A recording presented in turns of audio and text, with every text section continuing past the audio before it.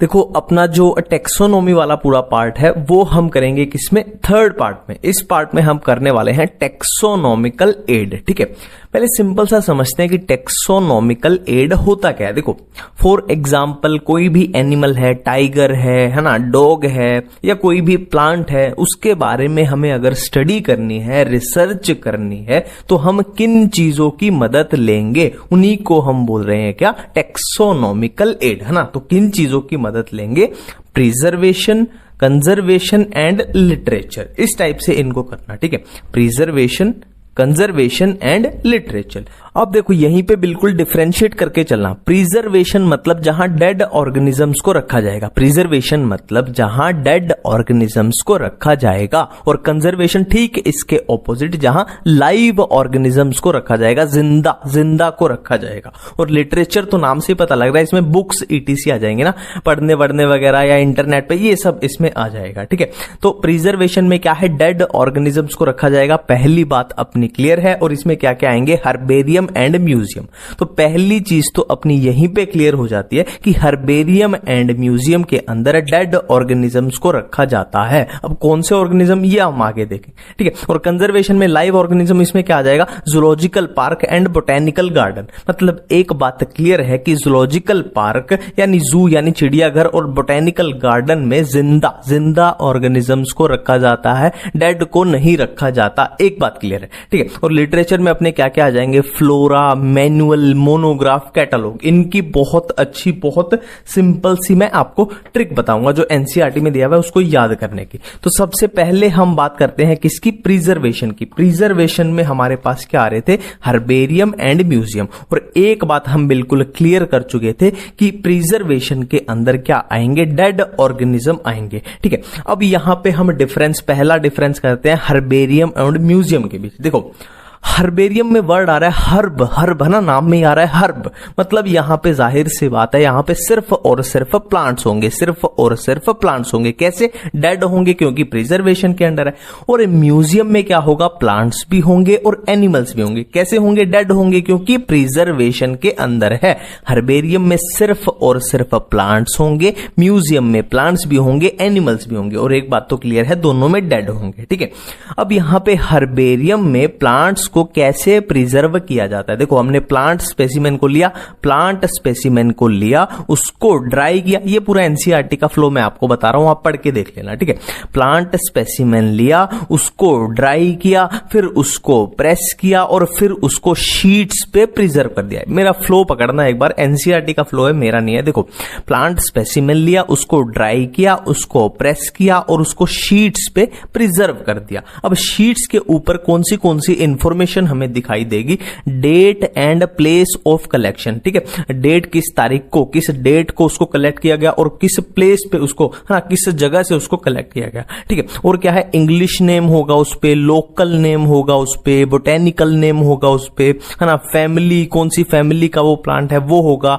Collectors name होगा उस पे। ये सब इंफॉर्मेशन उस शीट पे दिखाई देंगे आपको। ठीक है, और इधर म्यूजियम की बात करें तो म्यूजियम में यहां थोड़ी सी बात की गई है एनसीईआरटी में कि जो छोटे एनिमल हैं, जिस तरीके से इंसेक्ट हैं, उनको किस तरीके से प्रिजर्व किया जाएगा, उनको कलेक्ट किया जाएगा। ये एनसीईआरटी का फ्लो है, उनको कलेक्ट किया जाएगा, उनको फिर किल किया जाएगा, उनको फिर पिन कर दिया जाएगा। पिन है ना, छोटे एनिमल है उनको हम पिन कर सकते हैं, बट लार्ज एनिमल जो होते हैं उनको हम पिन नहीं कर सकते। उनको कैसे प्रिजर्व करेंगे, उनको स्टफ करके, है ना, पहले स्टफ किया जाएगा फिर उनको प्रिजर्व किया जाएगा। ठीक है, और एक लाइन एनसीईआरटी में लिखी हुई है कि skeleton of animals also preserve, मतलब म्यूजियम के अंदर एनिमल्स के स्केलेटन को भी, कंकाल को भी प्रिजर्व किया जाता है। ये तो नॉर्मल सी बात है, जहां भी म्यूजियम आपने देखे होंगे ना, बड़ी बड़ी यूनिवर्सिटीज में म्यूजियम होते हैं, वहां पे बहुत बड़े बड़े कंकाल, स्केलेटन एनिमल्स को प्रिजर्व किया जाता है, दिखाई देता है। ये कॉमन सेंस की बात है। अब प्रिजर्वेशन से आगे हम बढ़ते हैं किस पे, कंजर्वेशन पे।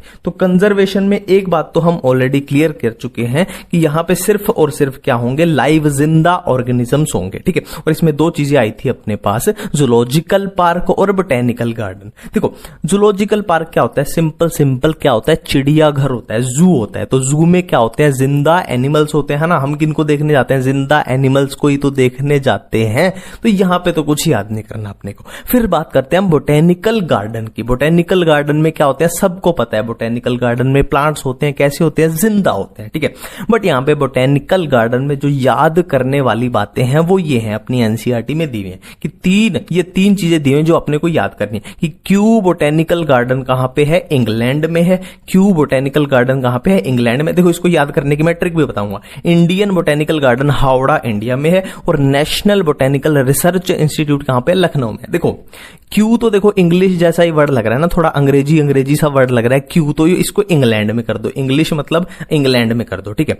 इंडियन और नेशनल की कंफ्यूजन से कैसे बचना है, देखो नेशनल जो वर्ड है इसमें लास्ट में क्या आ रहा है, एल आ रहा है, एल, है ना। नेशनल में एल आ रहा है तो एल को एल से मैच करा दो, है ना, एल लखनऊ, ठीक है। और इंडियन में एल नहीं आ रहा तो ये हावड़ा। इन दोनों में कंफ्यूजन होगी, इसकी ट्रिक बता रहा हूं मैं।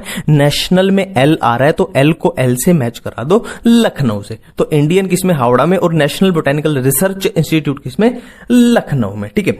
अब हमारे पास बारी आती है किसकी, लिटरेचर की। लिटरेचर में हमने क्या क्या किया था, फ्लोरा है, मैनुअल है, मोनोग्राफ है, कैटालॉग है। देखो फ्लोरा वर्ड किसके लिए यूज होता है, फ्लोरा वर्ड यूज होता है फ्लावर्स के लिए, है ना, फ्लावर्स के लिए। तो एक तरीके से प्लांट्स के लिए हम बोल सकते हैं मोटा मोटा, ठीक है।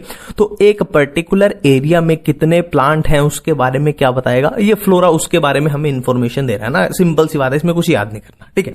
नेक्स्ट है मैनुअल। बिल्कुल एनसीईआरटी में जो स्पेसिफिक लिखा हुआ है उसको याद करने की ट्रिक बताऊंगा। देखो मैनुअल के स्टार्टिंग के 3 लेटर पकड़ो, MAN, इनको ठीक क्या कर दो, रिवर्स कर दो, NAM। MAN को हमने क्या कर दिया, NAM कर दिया, मतलब नेम, मतलब ये नेम ऑफ द स्पीशी के बारे में बताएगा। एनसीईआरटी की बिल्कुल वो क्या है कि स्पेसिफिक लाइन है ये, ठीक है। नेक्स्ट है मोनोग्राफ। देखो मोनो का मतलब क्या होता है, वन। मोनो का मतलब होता है वन, तो ये किसके बारे में इंफॉर्मेशन देगा, वन टेक्सोन के बारे में। पूरा एनसीईआरटी से स्पेसिफिक चल रहे हैं, वन टेक्सोन, मोनो मतलब वन टेक्सोन के बारे में ये इंफॉर्मेशन देगा, ठीक है। नेक्स्ट है catalogue, list of organisms in an area, ठीक है। देखो सिंपल सी बात है, कैटालॉग आप गूगल पे भर के देखना, कैटालॉग मीनिंग इन हिंदी, है ना। एक तरीके से ये क्या होता है, लिस्ट होती है। कैटालॉग क्या होती है, एक लिस्ट होती है, एक तरीके से, है ना। वो लिस्ट के बारे में बताएगा कि एक पर्टिकुलर एरिया में जो ऑर्गेनिजम्स प्रेजेंट है उनकी एक तरीके से लिस्ट तैयार करके देगा। अब लास्ट में हमारे पास एक चीज बचती है इस चैप्टर में, क्या है, की, ठीक है। इसको हम अलग से पढ़ रहे हैं क्योंकि इसका थोड़ा अलग से फंड है, ठीक है। देखो इसमें आपको सिर्फ और सिर्फ 4 चीजें याद रखनी है ना। आपकी पूरी एनसीईआरटी कवर है, सिर्फ और सिर्फ मेरे कहने पे 4 चीजें याद रखनी है। पहली बात कौन सी है कि की एक टेक्सोनॉमिकल एड है। पहली बात, की एक टेक्सोनॉमिकल एड है, पहली बात कंप्लीट है, ठीक है। दूसरी बात क्या है कि based on contrasting characters generally occur in pair couplet. ये क्या होता है बिल्कुल भूल जाओ, मैं आपको बता दूंगा, ठीक है। नेक्स्ट है तीसरी बात क्या है, दूसरी बात कपलेट होगी, तीसरी बात क्या है, ईच स्टेटमेंट इज कॉल्ड, है ना, ईच स्टेटमेंट इनकी इज कॉल्ड लीड, ठीक है। ये यहां पे थोड़ी लिखने में मिस्टेक हो गई जिसको आपने नजरअंदाज शायद कर ही दिया होगा, ठीक है। नेक्स्ट है keys are generally analytical in nature. 4 चीजें होगी, की टेक्सोनॉमिकल एड है पहली बात, दूसरी बात क्या है कपलेट वाली, तीसरी बात क्या है लीड वाली, और चौथी बात क्या है keys are generally analytical in nature, ठीक है। अब देखते हैं ये कपलेट क्या होता है, लीड क्या होता है। देखो कपलेट तो नाम से ही पता लग रहा है, कपलेट देखो इन्होंने खुद ही बोला है कि based on contrasting character generally occur in pair, है ना, कपलेट।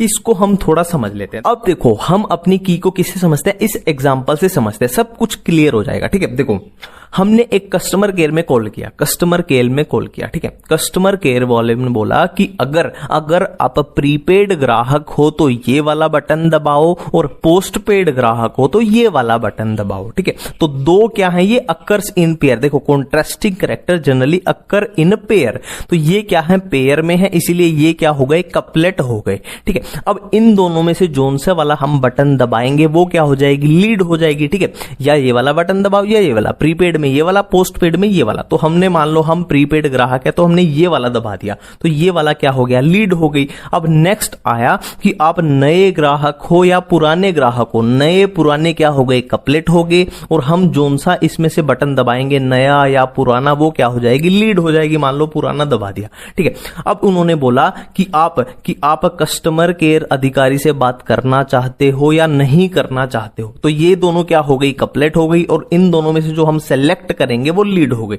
तो अल्टीमेटली हमें जो चाहिए था लास्ट में हम वहां तक पहुंच जाएंगे, ठीक है। तो मेरे ख्याल से बिल्कुल क्लियर हो चुका है, ठीक है। और थर्ड पार्ट आ जाएगा जल्दी।